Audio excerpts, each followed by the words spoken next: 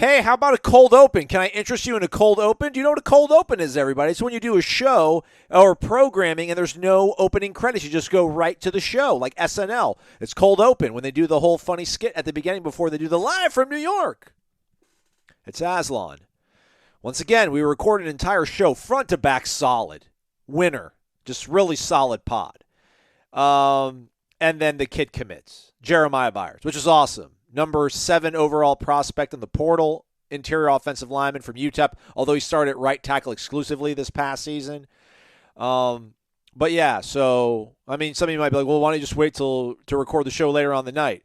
I don't know. I would like to have some nights to do some stuff, people. I think that'd be kind of cool, right? Anyhow, love you all. The rest of the show, though, was recorded before Byers committed to Florida State. So I don't think it really knocks the show off. I don't think it does at all. So it all is all going to roll and make sense. It's going to be great. Now, though, here's Michael Langston and I breaking it down as soon as it happened with the breaking news from the YouTube. Then from there will be the podcast. Enjoy. Let's talk about what just happened here, Michael. You talked about it, man. You said on the podcast yesterday, they're not done at offensive line. They got Casey Roddick on Sunday night. They follow that up now here on Monday. They've gotten the number 7 overall prospect in the portal. He was number 6. But then that Travis Hunter guy jumped in. The number 7 overall prospect out of the portal from UTEP, an offensive lineman. He's coming to Tallahassee, Michael. Yeah, Jeremiah Byers visited a few weeks ago. Certainly a guy that they targeted when you can look at when they went over there to see him a few times. Certainly, I could tell just on his official visit. I mean, he was all smiles. He loved it. I checked with some people after that visit, and they felt really good. I know he had been telling some people in different media outlets that, hey, I'm going to take visits to Ohio State and take visits to Oregon or whatever. But I felt really good that, and then I got a tip last night that this one's probably going to end quicker than a lot of people think. And a lot of times you tell people, hey, I'm going to take these visits, so it kind of takes off the scent, so people aren't bothering you. And then, bam, you just commit. So I felt really good that this was probably going to happen earlier than expected. But massive pickup, 4-star, as you mentioned, the 7th rated overall prospect and transfer portal. Alex Atkins does it again. Last night it was Casey Roddick. Tonight it's Jeremiah Byers. He's a guy it's another interior guy that they feel can certainly bolster their interior as far as pass blocking, certainly run blocking, and he fits all those characteristics. He's not 6'6" like I think the profile said. I would say probably about 6'3.5", maybe 6'4", but still perfect guard size, perfect guard body, and certainly a guy that's going to give them a massive boost in their program as far as that offense lines as they replace the guys that they likely lose, like Dylan Gibbons and maybe a few others. So I think they're piecing this all together and have a plan. And Alex Atkins is he's amazing. It seems like everyone he targets, he's really there's a high chance he usually pulls them in, and he's certainly got a guy that from a pass blocking position nailed it. Certainly a top prospect, had a really good career, it seems, with UTEP. I know you're going to go over the numbers in a few, but certainly just a fantastic pickup for Atkins and Norvell. How does this continue to happen, Michael? I mean, they identify these guys early, they get them on campus pretty darn quickly, and then they just sell them. I mean, what do you think factors into the sort of thing? Is it just their ability to get on these guys early? Is that really kind of the thing that gets the foot in the door and then you're just able to close? I think it's not hard sell when you look at what FSU does with their portal linemen they've gotten. Look at the progress of what happened with Dylan Gibbons. I think he won one of the best offensive line of the year awards. The development for your young guys is tremendous, but also, I mean, it's just development across the board, whether it's transfers or even high school kids. And, we bragged about Julian Armella, how far he's come in short time. I mean, Julian got there in the summer. So, I mean, he did a great job. He just does a great job developing. And then, two, I just think Alex is such a real OG, as the young kids like to say, just really straightforward about everything. And there's such a comfortable feeling around recruits when they're with him because he's very genuine, direct. He says exactly what he's looking for and what he expects out of his players. And I think they know coming in that there's not too many people that can bolster the way that Alex Atkins develops offensive linemen, and he's shown that since he's been at FSU. So I think it's partly part of the personality of Alex, but it's also the development and the development of the players and the results of what they look like on the field. I mean, it's no secret they ran for 7 yards a carry this year. 7 games they ran for over 200 yards. I mean, you got to have a great offensive line, a great development with that offensive line to accomplish that. And I think a lot of these players see that. And then you have the charismatic personality of Alex. I think really just helps solidify just what they're doing, the product they're pushing out there. We need to get Coach Atkins to have like his own kind of like booyah tweet, retweet kind of thing whenever these kids commit, but he just simply retweeted Jeremiah on his own timeline, as you guys can see there. Michael, we showed some of the numbers on Jeremiah. Obviously, Dylan Gibbons is gone. More than likely, Dimitri Emanuel, there might be some sort of roundabout way that he can maybe get another year of eligibility, Right. but I mean, this feels every bit of plug and play. Yes. Mm-hmm. Yeah, it does. A guy that you feel, and this has been their main thing from the start is plugging in guys that are productive, not just big body guys. They're productive guys that you can put in there. You can still develop them and get them better, but just guys that have productive careers, certainly have very good numbers when you look at the PFF and all that stuff, and then just overall fit everything that FSU is looking for. Just because they have PFF grades doesn't mean that FSU is just going to take them. They have to fit exactly what Atkins is looking for, knowing what they're coming into with their situation with the offensive line and what he expects out of players. So not every 4-star transfer guy is going to fit, and I think he targets these guys that kind of fit his mindset of that position, and certainly a plug-in guy that I think is going to be a hell of an addition for FSU. It's going to be a impact guy. A lot of guard play for him, here in recent times, but he does have the ability to play at tackle. I mean, do you see him strictly as a guard, or do you just think he's another guy that's like maybe a Jazz Turntine where they can maybe flex him out and if they have to, or do you think just solely a guard? I mean, he played right tackle this entire last season at UTEP. Yeah, I think it'll be cross-trained where you see some right tackle stuff, and then I think mostly guard is what it screams when I look at him and I watch his film, but he can certainly play the right tackle position. He's certainly comfortable. His feet are really good, so he's very comfortable in that scene. But I was told like interior's kind of where they kind of feel, but certainly he can play the right tackle position if you're in a pinch and you have to go that way. But I think guard is where I was always told that the viewpoint with Byers and the way he finishes, his footwork were always things that were highlighted to me about his game when breaking things down. So like I said, he's going to add a lot to that room. I mean, it's already a really impressive room, but these last few additions by FSU, these are some grown ass dudes. These are dudes. Like these are guys that are going to come in there and certainly help your offense, as we saw kind of last year with Jazz and how he filled the role, and then Dylan as well. So I think certainly FSU is they're definitely leaving a print on the offensive line so far on the transfer portal. They do have Jeremiah listed in the list, but right here they show they've got 5 transfers in, which is Roddick, the 2 tight ends, Daryl Jackson, and Keziah Holmes. So they do not have him reflected in the number. So maybe they'll move up to number 7 in the portal. But when you do click on them, you do see Jeremiah Byers has gone ahead and flipped it on that side of things. So we'll get the numbers hopefully updated here shortly.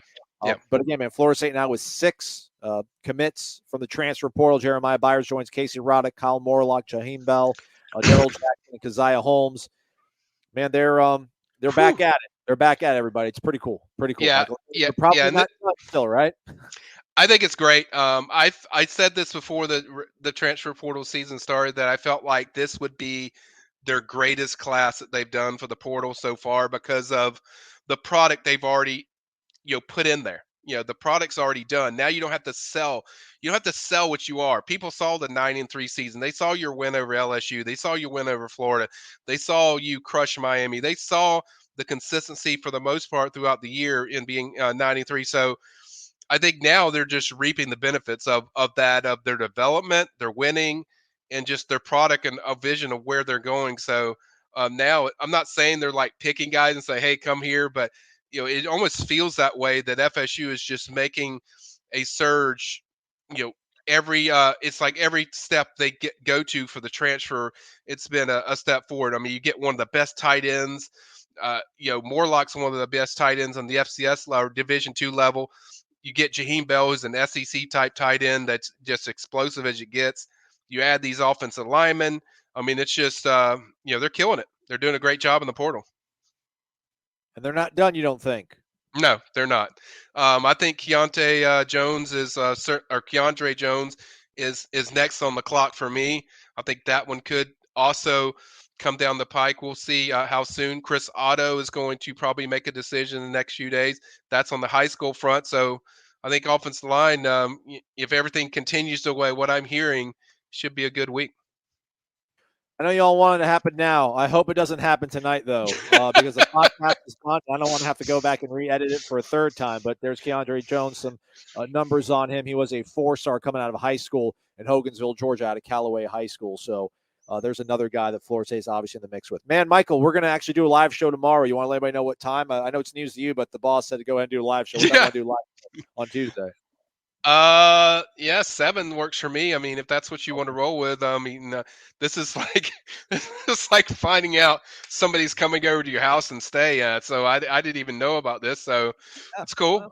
7 works for me, but you broke some news. I'll break some news to you. So that's how it works. Okay, there you go. All right. From Tally to Cali, it's time to wake up. Wake up, wake up. Warchant.com is your ultimate Seminole sports source. And this is Wake Up Warchant, presented by Corner Pocket Bar and Grill. One ball, corner pocket. Now here's Warchant.com's Aslan Hutchavandi and Corey Clark. Oh, the weather outside is frightful. Wake up! What is up, everybody? It is Wake Up Warchant, presented by Corner Pocket Bar and Grill, Tallahassee, Florida. Coming up on today's show, Johnny Wilson with a big decision. Has he made up his mind? Practice observations, and Michael Langston giving us the lowdown on recruiting as we are just one day away from National Signing Day. Wake Up Warchant is presented by the Corner Pocket Bar and Grill. Today's Tuesday. That means it is Taco Tuesday all day long at the Corner Pocket Bar and Grill. Not just a lunch special. It's going on all day. Hard, soft shell tacos, chicken or beef, you choose, at the Corner Pocket Bar and Grill on Tuesdays. Get yourself ready, fuel up, and get ready for trivia night as well. That starts at 7 o'clock, Corey? Yes? 7? Yeah, come on, man. You know this. Well, you know this. You just want me to get me engaged in the ad read, but you know it's 7 o'clock. Yeah. Be there, everyone. Be there. You might even see me if you're there. All right. Like maybe in Brady? Can we get a Brady Clark sighting possibly? I think Brady will be there. He's not going to be happy that he's going to have to put his phone away for long stretches. Okay. When the questions are in there, but that's fine. Or maybe we'll cheat. Ooh. I don't care. Oh, that's going to be tough from our guy there. I think he's got the discipline to do it. You know, Dad's saying, hey, put the phone away, whatever. But when there's rules, I think Brady will fall in line. Oh, absolutely. There's nothing that describes him better than a rule follower.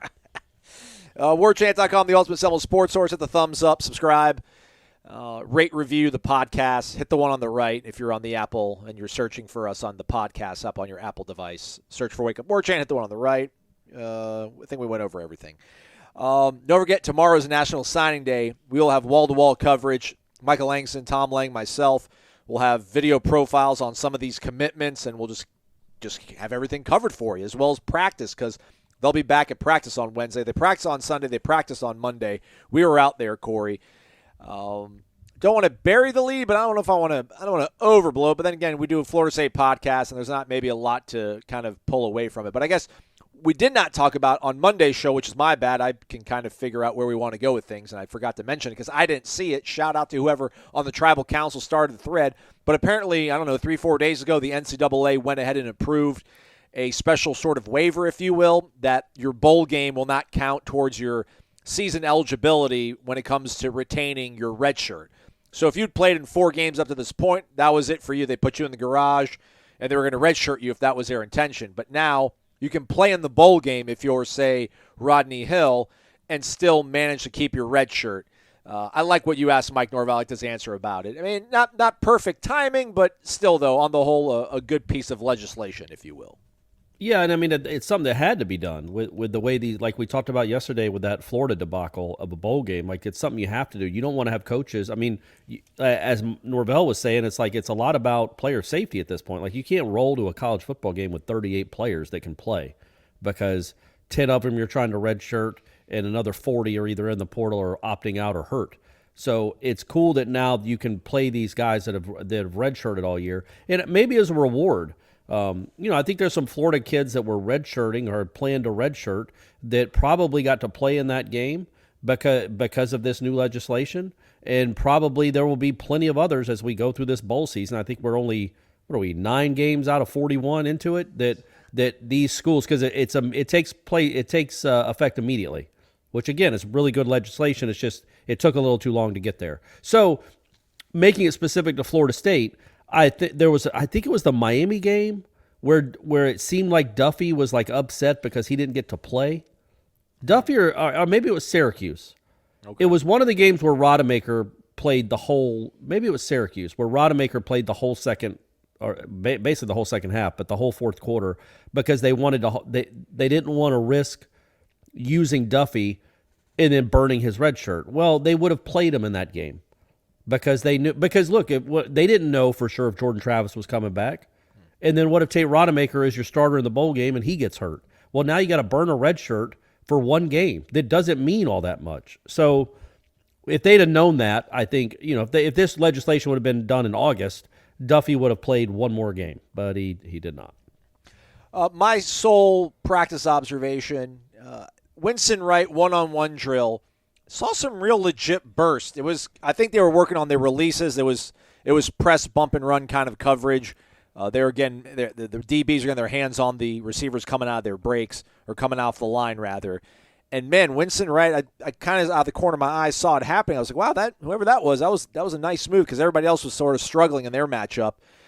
Although I will say when he was decelerating and slowing down, that looked to me to be some guy that still kind of either doesn't trust it or is a little bit ginger on it still, which is to be expected. But that was like the first time I saw Winston Wright do something in a practice where I was like, all right, that's something that could probably hunt.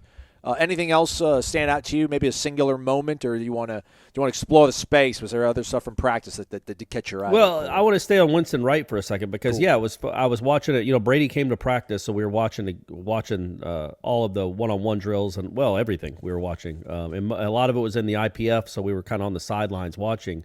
And I can't remember who went. Oh, somebody went first. I can't remember who. Didn't do very well. And then Brady's like, "Oh, is that Winston Wright?" And I'm like, "Yeah." And he's like, "Oh, wow." Like the way he moved, like you could tell there was a difference with him. Not with Brady, with Winston Wright. Like the way he moves. And, Brady was like, "Is he getting to come back next year?" I'm like, "Yeah, man, he didn't play at all. He's definitely coming back." And Brady was very excited after seeing a couple of reps that he ran. Not that Brady's, Steve Spurrier, football mind. Mel Kiper, man, he knows talent. Yeah, you're right. That's a better point. With better hair. Actually, that's not true. No, I got to do something about Brady's hair. I don't know what to do as a dad, No, it's like Samson. It's where he gets his strength. Oh man, it's rough. It's rough. He wants to have a really shaggy, long, in his eyes haircut, and then style it where he like poofs it up right there at the end in front of his eyes, and he just doesn't have the hair for it, and it bothers me and his mom to death. But we can't do anything. It's his hair, right? It is. But anyway, his body, his choice. Exactly, and that's exactly what he told us when we tried to get him to have a haircut because he's a smart aleck. But going back to Winston Wright, watching Ja'Kai Douglas in those drills, I've talked about him all year. Like he's just unguardable. He had a long 50, 60-yard catch in one-on-ones. But then when you put Winston Wright in that same drill, and you see they just Mycah, I really start to think, okay, where does Mycah Pittman fit in next year? Because those two guys, Winston Wright probably in particular because he's done it more at this level, but I'm telling you guys, Ja'Kai was banged up. Ja'Kai can be a difference maker, man. He's really hard to guard out of the slot. He is going to beat man-to-man coverage 95% of the time. Just because linebackers and safeties are your third corner isn't going to be quick enough to cover that dude in space. It's all about scheming a play to get him open, but man, he's tough. And Winston Wright is accomplished and good. And they're just different. They just have a different skill set than Mycah Pittman. But I think by and large, as much as you appreciate Mycah Pittman's ability to make contested catches, his toughness, his blocking, I don't know that in the grand scheme of what you're doing on an offense, do you want a slot receiver that's not real twitchy, but it's tough, or a guy that just shakes everybody that's in front of him. Because I think that's what Winston Wright is. And I don't know. I can't imagine that Florida State's going to get another player in the portal at wide receiver this year, even if, as we talk about later, if Johnny Wilson isn't back. But Winston Wright is a portal difference maker that's coming to you in wide receiver. And I think I don't know how many. I don't know where Mycah Pittman fits in if both of those guys are playing in the slot as well. Now he'll get his reps, he'll play, but I don't think he's going to play 600 snaps or whatever he played this year. I would be stunned if he's on the field that much, just because Winston Wright is really. I just think when nobody has it. Remember that as happy as we were with what Johnny Wilson and Mycah Pittman did this year and the differences they made, and they did make a big difference in that room and on the field. Neither one of them were Winston Wright coming here. Winston Wright was the big name, and you get him fully healthy. We assume next year, and that's. I mean, I don't know that we can even quantify how big a deal that's going to be. 434 snaps for Mycah Pittman this past season. I can't say I really disagree with anything that you've said. Did he have the most of any receiver, Aslan? Can you look that up? I don't know how quickly I can get to that, but look it up, Aslan. Come on, look it up. With the magic of editing, able to go and find it. I'm back, Corey. I'm back. Nice. Johnny Wilson, 490 tops for receivers. Cameron McDonald, 479, second in pass catchers.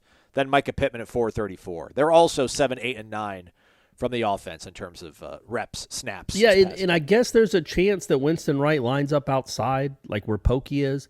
I think he's so much better served in the slot. I think that's a matchup nightmare. Like, again, when you watch Mycah Pittman, there are things he does very, very well, but shaking man-to-man coverage is not one of them. He just doesn't have that.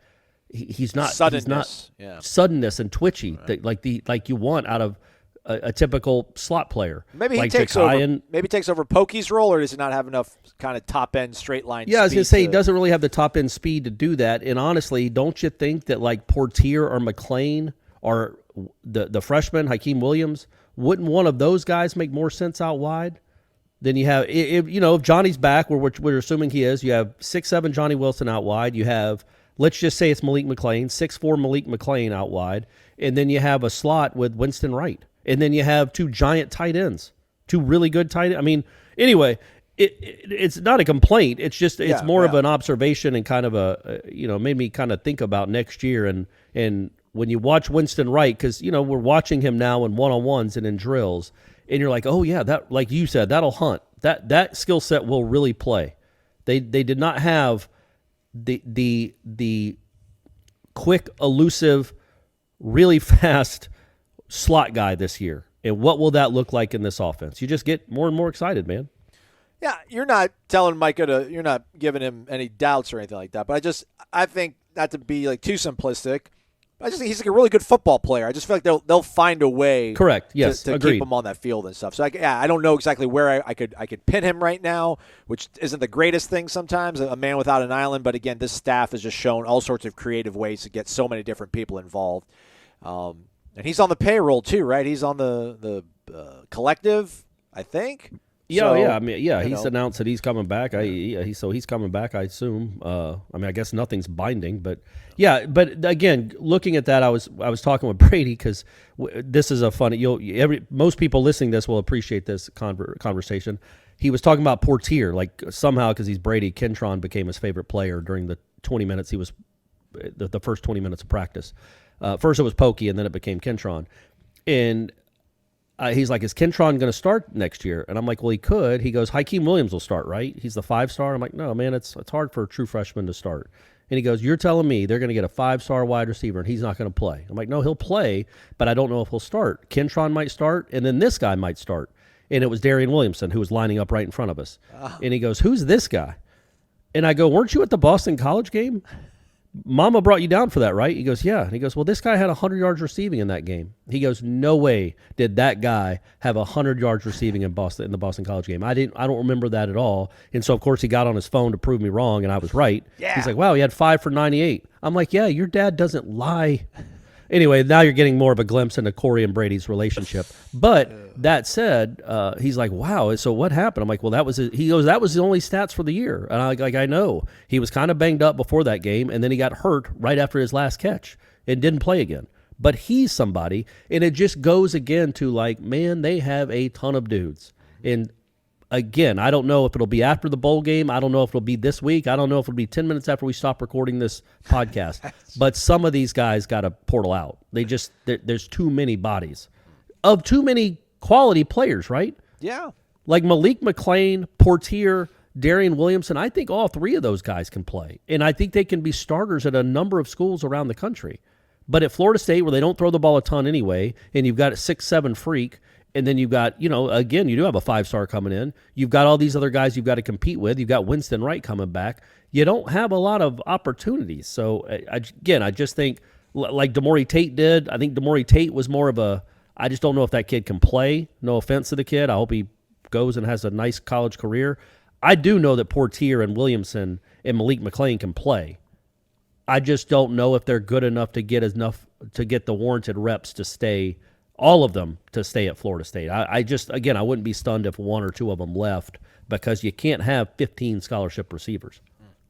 Well, let's keep it in Ron's room. Let's talk about Johnny Wilson. We got to speak to him after practice on Monday.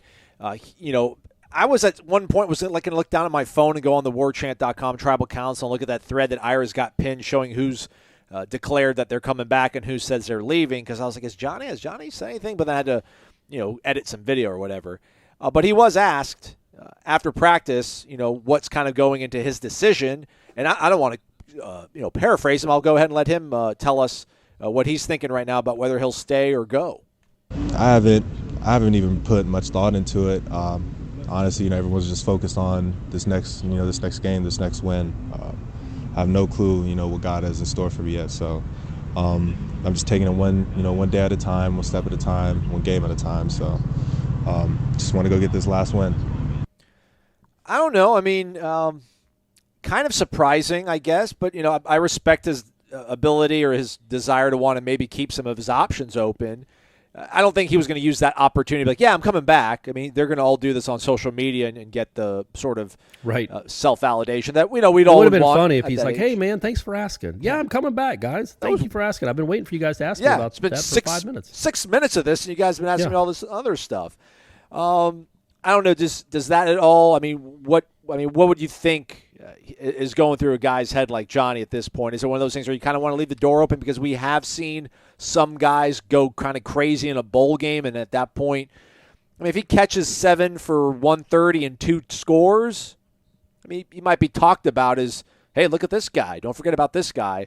Although I think we all can agree probably would be best served to come back for another year. But, he's been playing college football for 3 full seasons, or not 3 full, but 3 seasons now. So I wouldn't blame him for wanting to test the waters.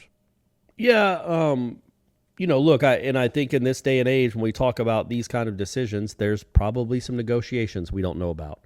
And you don't tip your hand when you're negotiating. So do with that what you will, but I don't think if Johnny Wilson comes back to play football at Florida State next year, he'll be doing it for free. Now, I get it. He has scholarship and a stipend, but you guys know what I mean. So maybe he's gonna, maybe he thinks the bowl game will up the ante. If like you said, he does go for 7 for 150 and 2 touchdowns. I'm convinced that Kelvin Benjamin was not going to go pro after 2013 until the Florida game, where he just torched that entire secondary and was a man among children. So, that one game kind of, I think, well, obviously it showed scouts what he could do because that was a good secondary, but it also, I think, put in his mind, okay, yeah, I'm dominant. What do I need to come back here for another season for? Maybe Johnny has a game like that. I think we go back to, he didn't exactly finish the year, and I'm a big Johnny Wilson fan and have been a believer, but he didn't finish the year great, and I think he had his worst game of the season in that last game. Now, he did make a huge catch when it mattered, but, it wouldn't have mattered that much if he'd have been able to catch the ball the first 3 quarters. So there's a lot of, I don't know where he'd be projected. I would think maybe late second day, probably third day. Because again, 6'7" is nice. It's something you can't teach. But you've got to be able to get off. You've got to be able to shake man to man, and you've got to be able to make contested, tough, hard catches and easy catches. And he struggled with the latter. He just didn't catch the ball as consistently as you'd like. And maybe if he comes back next year and has 40 for 800 and 9 touchdowns, gets better, only has a couple of drops instead of 5 or 6 or 7 or however many he had this year, that would help him. I still would be surprised if he left, right? Yes. I just don't know where he thinks where he is on anybody's, list of top 20 receivers in the country. But I don't think he's on many of them, even at that size. Because, look around the NFL, man. Everybody has a 6'5", dude. And they all are more accomplished than Johnny Wilson was in college. So I know 6'7", it's 2 inches, and he does do a really nice job of making high-pointed contested catches.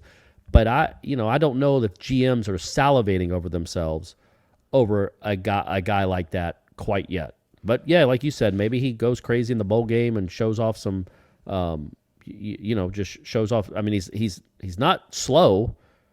He might be slow by NFL wide receiver standards, but he's not like a plodding tight end. He can move, and he's got a little wiggle. Maybe he has a couple of really nice plays in that game, like I said, like Kelvin did against Florida, and it opens up everything. But yeah, I think more than anything, if he hadn't announced by now, which, they had that flood where everybody was announcing. Yeah.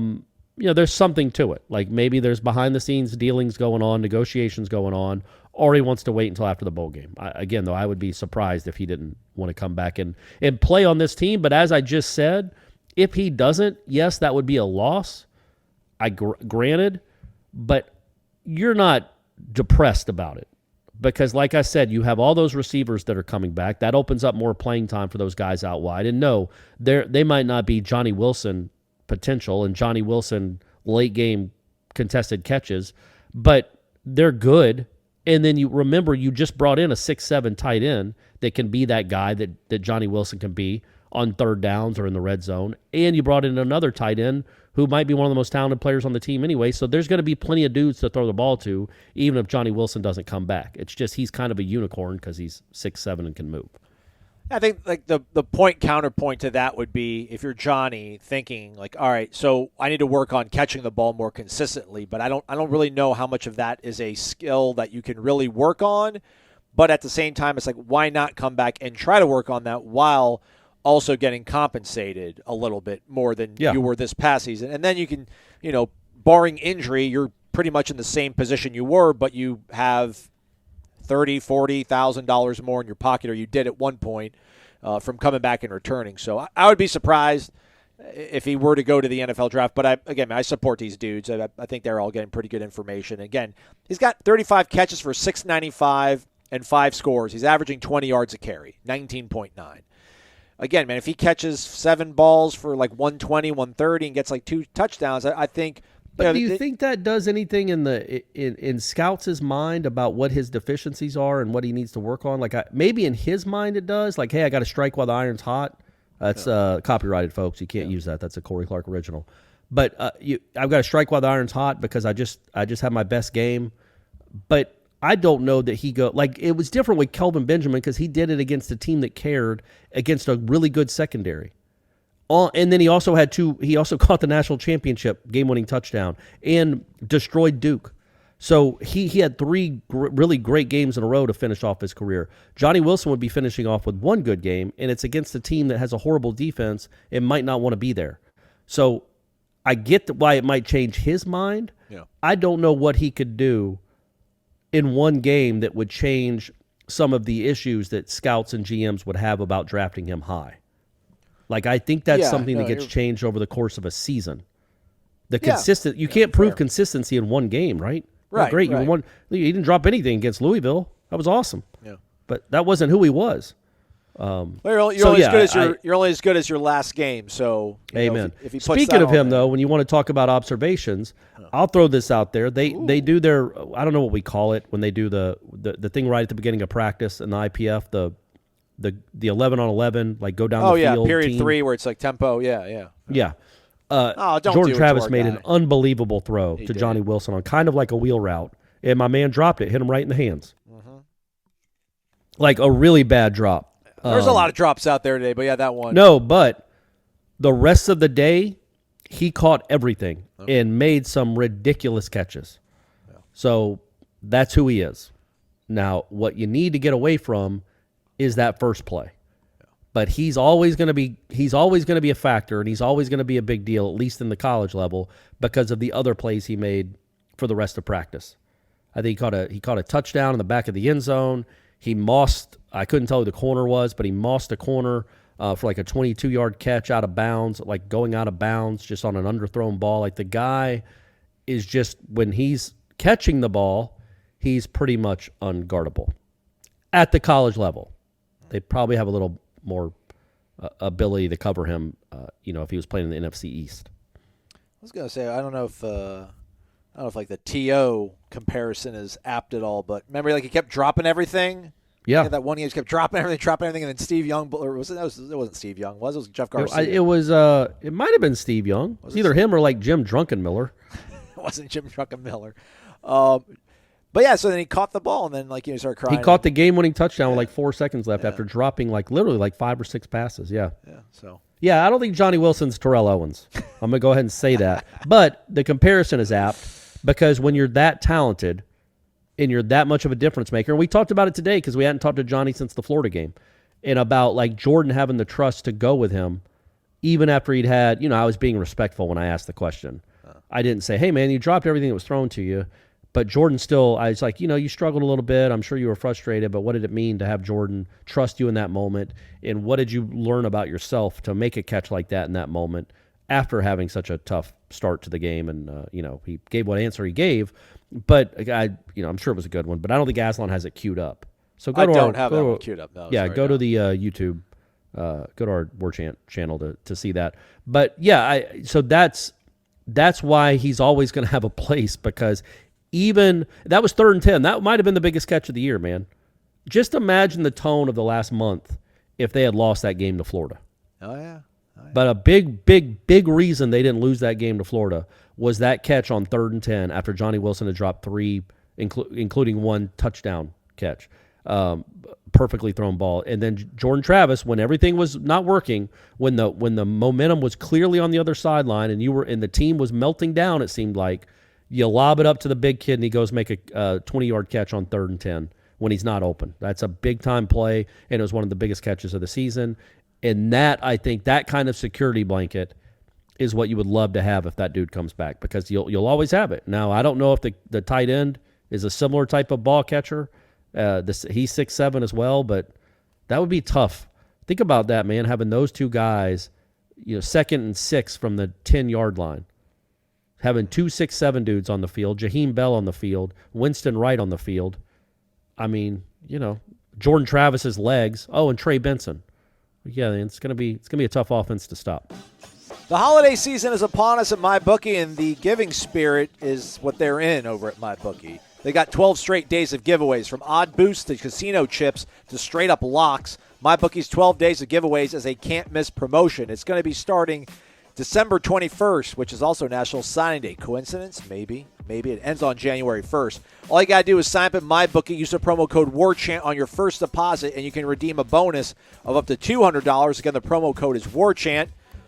What happened with the UConn game? UConn did not cover, right? I think Marshall took them to They did not. Marshall beat them by 14. All right, we got Eastern Michigan versus San Jose State today. Corey, San Jose State favored by 3.5.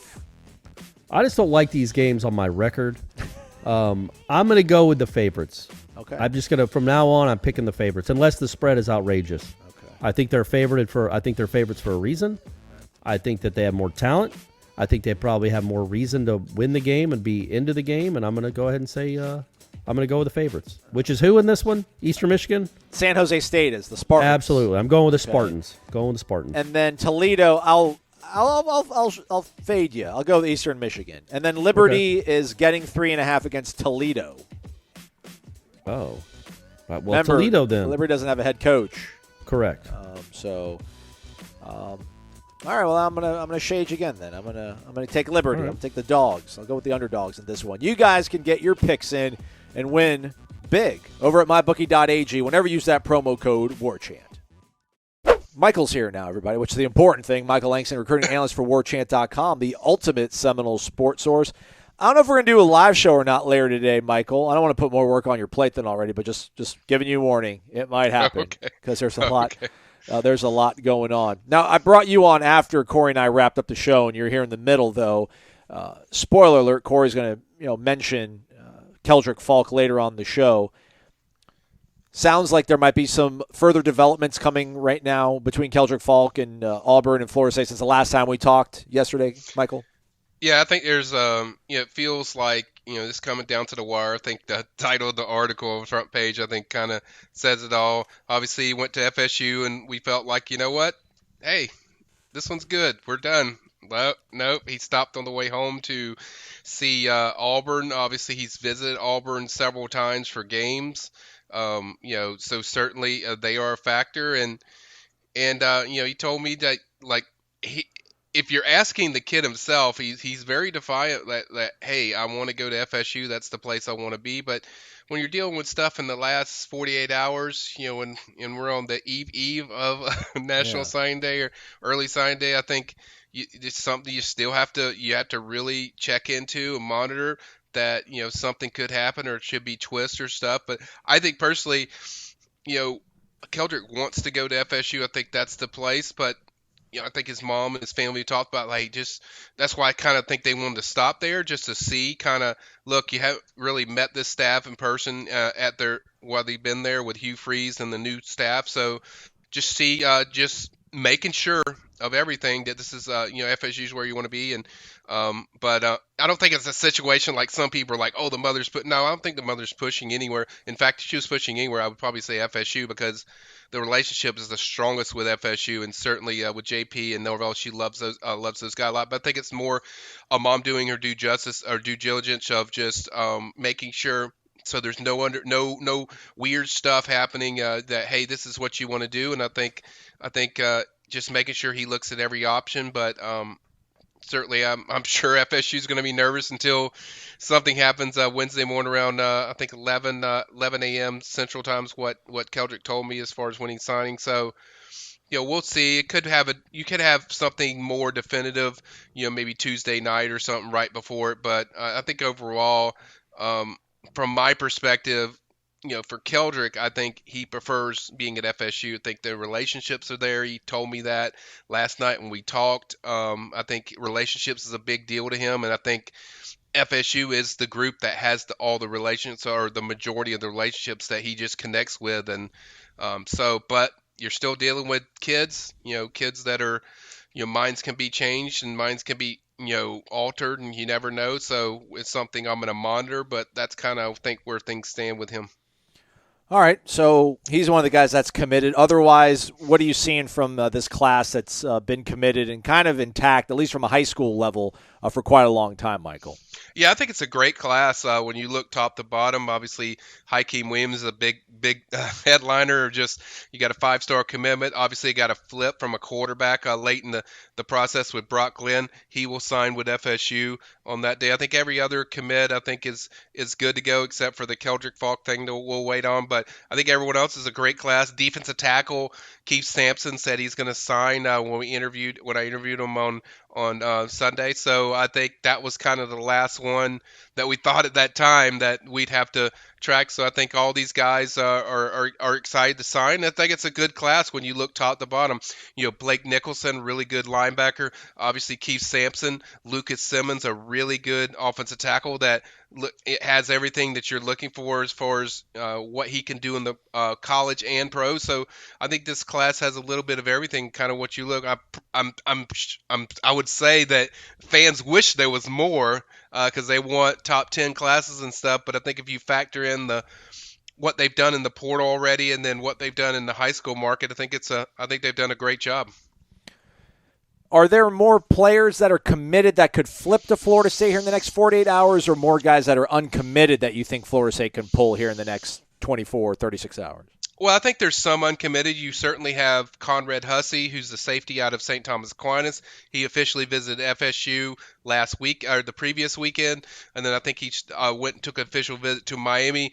He was originally going to go to Colorado, but decided to go to Miami for an official visit. He's committed to Penn State. That's a guy I'm seriously monitoring. Grew up an FSU fan. I think it's FSU, Miami, or Penn State. So it's certainly one that I'm going to monitor highly. Obviously, you also have linebacker Cameron Robinson.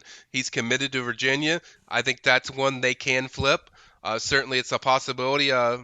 From what I've heard, he visited South Carolina over the weekend. I think that was an official visit as well. So I think those two are commit guys that you could see something happen with them in FSU that I'm monitoring heavily. And then also you have several prospects that are uncommitted, which is Edwin Joseph, who I think FSU sits in a really good spot. I expect FSU to win out in that recruitment. He visited Louisville over the weekend, but I think FSU is the team that I feel is going to ultimately win out there. Chris Otto, offensive lineman from Key West, he visited FSU this weekend.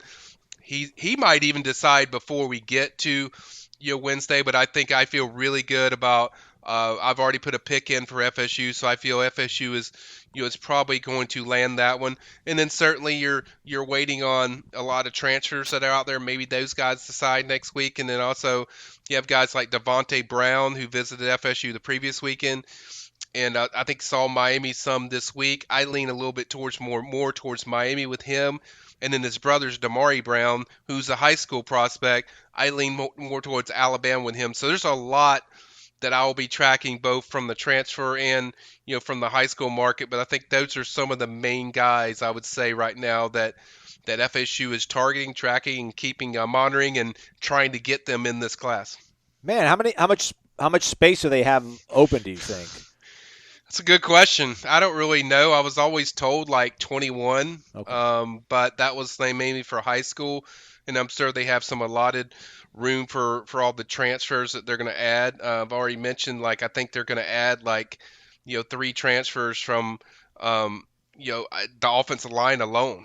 So I think they could get 3 in this class of offensive line, and I think there's a few other needs that really depend on kind of what these guys do from the FSU football team with Jared Verse, Jamie Robinson, Fabian Lovett, all those guys. That's going to dictate what they do. So you could see, them hosting more official visitors maybe in the, later in January. So I could see something like that happening. I think they have till mid-January to get it done if you don't want to waiver. So, they could have 9 or 10 official visits in that time frame. So a lot just depends on a lot of what they do depends on what Verse, Lovett, and Robinson ultimately decide. Maybe even Johnny Wilson and a few other guys to what direction they go as far as adding to this program.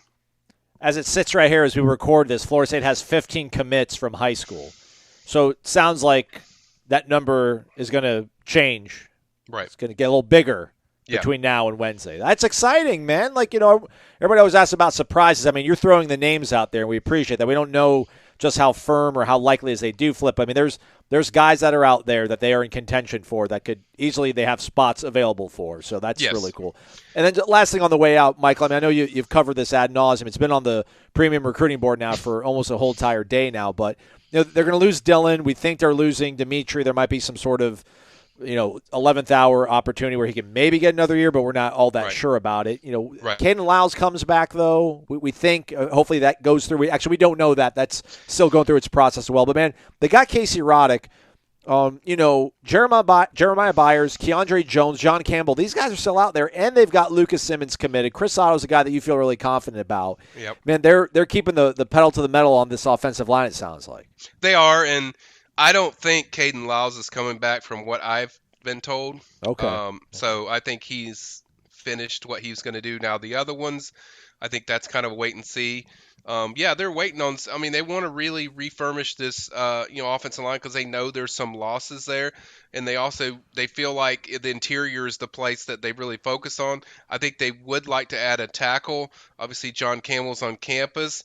But I caution people that's not going to be he's not so highly coveted to the level of the way those other 3 that I mentioned, the way they're pushing for. So I think they're going to be selective on that tackle position. So while John Campbell and things feel good and sit in probably a pretty good spot, I don't think it's like just, that's going to be our guy and that's the guy they're coveting. I think there's going to be much more selective, and they're not pursuing him like, hey, we got to have you like it has been with Byers, right, and certainly Roddick and Jones. I don't think it's to that level. So you have that. And before people ask, I know people will ask this, like Travis Hunter, what's he going to do? Kevin Coleman too. Yeah. They're both in the portal. Yeah, Kevin Coleman. I don't expect Kevin Coleman here.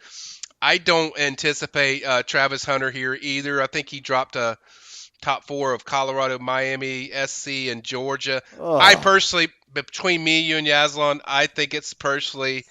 Don't say Miami. No. Okay. I think it's personally just a political, or not political, but just playing the game. Yeah, playing the game that he's going to go to Colorado. That's my opinion. But if he didn't go to Colorado, if I was going to pick, I'd say Georgia. I mean, that's the team I've heard. If it's not Georgia, I would lean more towards SC. SC was the team that I heard, even when we did recruiting chats, I told you, like, SC was kind of the team I've heard. So I think Miami's in there too, but I think those are the teams I'd heard the most. I'll tell you what, man, if he ends up going to Colorado and he's playing the game, like, we all need somebody as loyal to us as Travis Hunter is to Deion Sanders. If he's doing all this just to, like, give Deion another, like, shot in the arm of, I'm coming. I'm just not buying into it because I've seen this drama before. Right, it's like it feels like it's a build-up to say, okay, what do all those teams have in common? Well, they all are recruiting very well. Southern Cal's done a great job. Yeah. Miami has a top 3 class already, and Georgia's the number 1 team in the country. What better blow-up to give Deion positive momentum than to have say they beat somebody out for the number 1 player in the country from last year's class? Until I see it, I'm going to believe he's going to Colorado. I don't care what anybody says. Well said. Hey, we appreciate it. Check out all of Michael's work over at the Premium Recruiting Board. What you just heard might be a little bit dated, but everything over there is fresh, especially the nuggets. Thanks, Mike. You got it, man. Thanks, as always, to Michael Langston for breaking things down. National Signing Day. Which, by the way, Corey, no more fax machines. I'm sorry. I should have defended your honor a little bit better. I didn't defend your honor at all. I didn't realize we went away from fax machines. I can't believe you can just sign your NLI and take a photo of it and text it to a coach. That sounds absolutely, not encrypted, not safe at all. We're a That's democratic what I was nation. thinking. Like, how do you know what you're even looking at? How do you know that that's not photoshopped? Yeah. It's not in your hand. I thought you'd have to have it in your hand for it to be official. But yeah, Mike Norvell made fun of me on after Monday's practice for saying a fax. Because I asked him, because I think it's interesting. They're going to be practicing from 10 to noon on National Signing Day, which if you follow National Signing Day, that's pretty good chance some kids are going to be committing. Or not just committing, but actually sending in however they send it in, I guess through texts or NFTs. I don't know what they do anymore. But so they're, he's going to be on the field practicing, and he said, and I'll be writing about this actually, it'll probably be on the site by the time you hear this, that it'll be one of the very few times he's out at practice with his phone, but he will have his phone because he'll be checking. I'm sure he'll be texting. There might be some guys he needs to, pitch. I don't know, but it's just interesting that they'll be there. But yeah, he said that they don't do faxes anymore, and that was news to Aslan and I. Yeah. But overall, just how odd it is, like what and I know we just heard from Langston, but like how different the whole thing is than it was 8 years ago, man. This is just like, do you guys really care? And I know you do. You want to have the number 4 class. Miami might end up with a top 5 class, but you know how Miami's getting that. And what will it matter if a year from now half those guys leave? Like, look at what A&M did last year. What did that matter in the grand scheme of the program? So I know that there are going to be a lot of you that might be upset because Miami's top 5 and Florida State's 15th after the 2 seasons they had. I get it. But does it really matter in the context of 2023? And you can say, of course it does. And you can also say it really matters in 2024 and 2025. Yeah, if those guys are there. But those guys at A&M, they're not there. So yeah, you got to celebrate, and all the A&M fans got to hug and pat themselves on the back and celebrate Jimbo's great signing class this time a year ago, and everybody else in Jackson State got to celebrate Travis Hunter coming. Well, they're gone now. Like at least in Jackson, They got to win 12 games with Travis Hunter, although I think he played 8 of them. Got a conference title out of it? Yeah. Yeah, but what happened at A&M? And what do we think with Miami securing all these recruits? And let's be honest, man, we know why they're going there. We know how they're going there. You can't get mad at Norvell for not paying guys 2 commas worth of it's really fascinating, man, that if this could work to for high school players. Because in the way college football works now, I still 100% agree that you build through high school recruiting, or that's the number one way to build. I don't think you're bringing in 17 guys on Wednesday hoping that 4 of them are any good. Because if only 4 of 17 hit, you're in trouble. You can't be saved by the portal that much.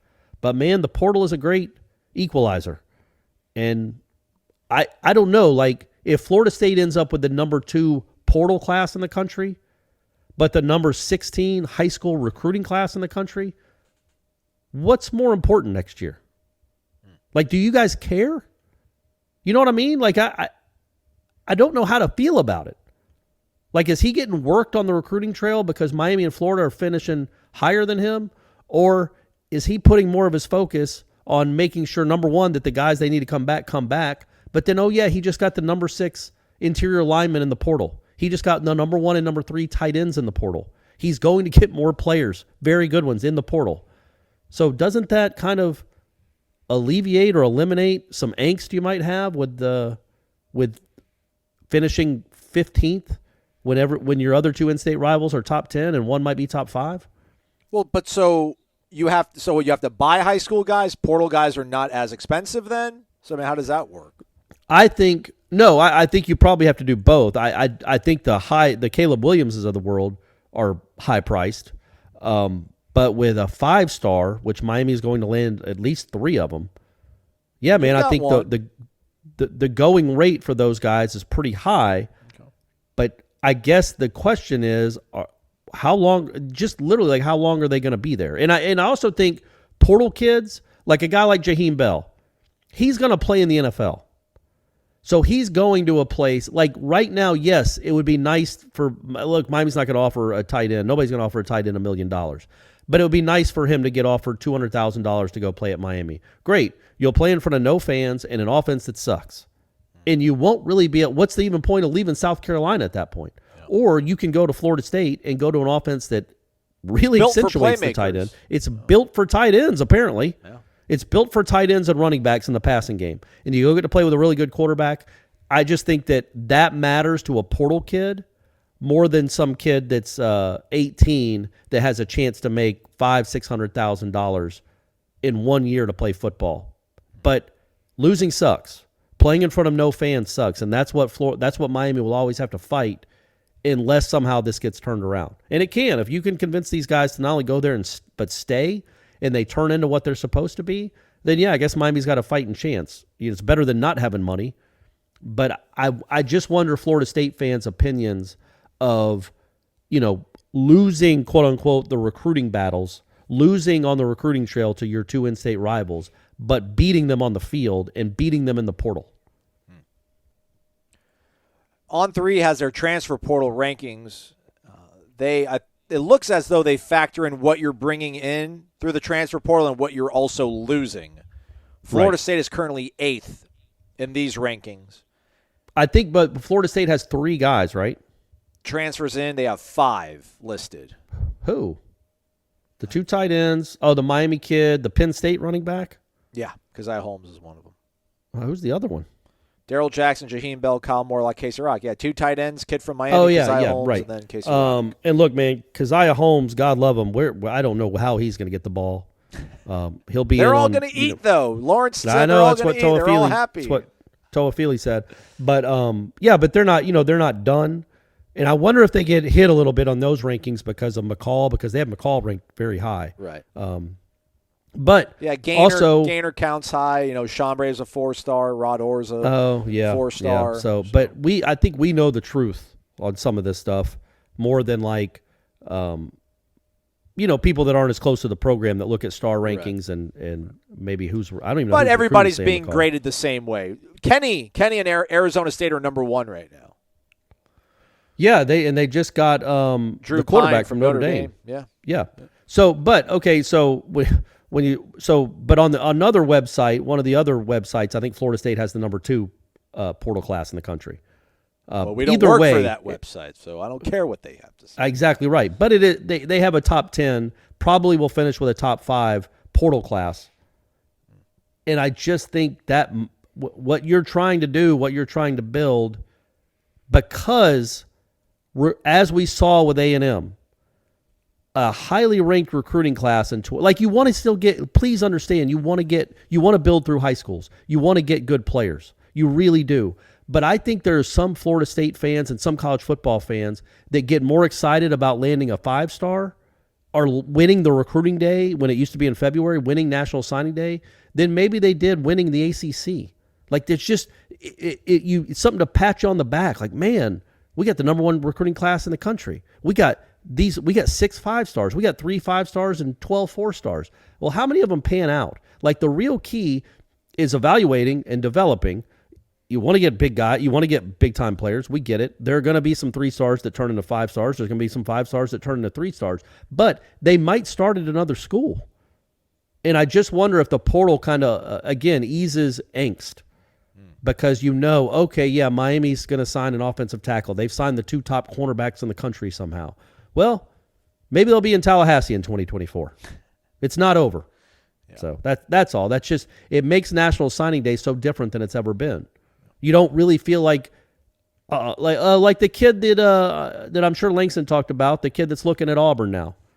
Golly. Falk? Keldric Faulk. Attaboy, Highland Keldric Home. Faulk, Flying Squadron. So maybe apparently he's developed a great relationship with Hugh Freeze over the last 48 hours. Saw that coming. And all of a sudden is interested in Auburn. That's weird after being committed to Florida State for so long. We understand what's going on. We all do. But say he goes to Auburn for a year, realize he doesn't like it. Are you devastated? Are you like, hey, man, Keldric Faulk might be coming back. Hey, maybe Marvin Jones Jr. will be here at some point in his career. Yeah. Like, not all is lost on National Signing Day like it felt like it used to be. So, and you're getting mostly good news anyway out of the portal. And those guys are ready-made, and they're more impactful for 2023, which is, I think, done it. And they've done it, Corey. That's the thing. Yeah. They've shown you what they can do in the portal. So yeah, I get Yeah. it. I think most people will realize, all right, whatever. Although there's like a 4 or 5 page thread with like Miami, how do they have a top 3 class? It's like, how do you think? Factor in the transfer portal, everybody. You have to factor in the transfer But portal. also, how do you think Miami has a top 3 class? They have a billionaire benefactor. That's how. And until that gets regulated, which it will at some point, I know it will. How do you compete with it? If they want to pay that kind of money for an unproven cornerback, do you want Florida State to spend $1 million for a corner just to pat yourself on the back and say you got a 5-star kid who might not end up being good? Or would you rather, at this point, if that's the going rate, maybe see what you can get? Hey, maybe the kid will be on the market in a couple years, and he's already set for life because he made some good investments. And he just wants to go have fun and play football and win games, and then he'll play in front of people. And now you got a chance at him. And he's a grown man, and he's going to come in and start right away instead of being a scout team player for a year, or being a second or third stringer. It's weird though, right? It's just weird. That's all. I just comment. I don't even know where I'm going. I don't even know what I'm saying. I just think it's such a weird way to look at National Signing Day now. The fact that it's in December, the fact that the portal's going on at the same time, the fact that retention is going on at the same time, all these NILs are going on. You just like look at it in February, and let's see what this roster looks like, and let's see who won National Signing Day. Really, we'll have to wait till like May when the portal reopens and then closes again. But point taken. Point taken. Yeah, you got it. Good point. Good point. Thanks to our friend Michael Langston for hopping on here and talking about recruiting. On behalf of Corey, I thank you as well for listening to today's show. Seminole headlines coming up 1 to 3 o'clock. Jeff Cameron, Irish O'Fell, Corey Clark, ho ho ho, giving you your Christmas special on that show. So do check them out. And we'll have some preview stuff, I'm sure, going up on the site as well as we do get ready for National Signing Day. Practice will be on Wednesday. For Corey, I'm Aslan. Thank you for listening to Wake Up Warchant, presented by the Corner Pocket Bar and Grill.